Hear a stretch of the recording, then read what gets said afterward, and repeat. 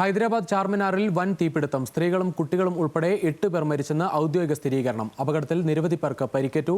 ഇന്ന് പുലർച്ചെ പ്രദേശത്തെ ജ്വല്ലറി ഷോറൂമിൽ ഉണ്ടായ തീ മുകളിലെ നിലയിലേക്ക് പടരുകയായിരുന്നു. അപകടത്തിൽ മുഖ്യമന്ത്രി എ രേവന്ത് റെഡ്ഡി നടുക്കം രേഖപ്പെടുത്തി. നഷ്ടപരിഹാര തുകയായി മരിച്ചവരുടെ കുടുംബത്തിന് 2 ലക്ഷവും പരിക്കേറ്റവർക്ക് 50,000 രൂപയും പ്രധാനമന്ത്രി നരേന്ദ്രമോദി പ്രഖ്യാപിച്ചു.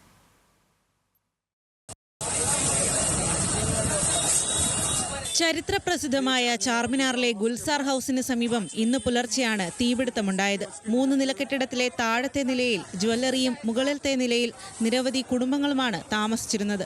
ജ്വല്ലറിയിൽ തീപിടിക്കുകയും തുടർന്ന് മുകളിലെ നിലകളിലേക്ക് തീ പടരുകയുമായിരുന്നു.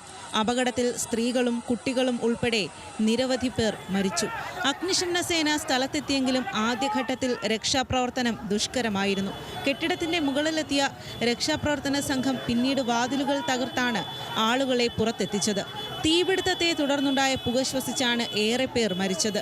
ഗുരുതരാവസ്ഥയിലായവരെ ആശുപത്രിയിലേക്ക് മാറ്റി. 20ഓളം പേർ ചികിത്സയിലുണ്ടെന്നാണ് വിവരം. രക്ഷാപ്രവർത്തനത്തിനായി 11ഓളം ഫയർഫോഴ്സ് സംഘം സ്ഥലത്തെത്തിയിരുന്നു. സംഭവത്തിൽ മുഖ്യമന്ത്രി എ രേവന്ത് റെഡ്ഡി നടുക്കം രേഖപ്പെടുത്തി. തീപിടുത്തത്തിന്റെ കാരണം സംബന്ധിച്ച് അന്വേഷണം ആരംഭിച്ചു. National desk, news Malayalam.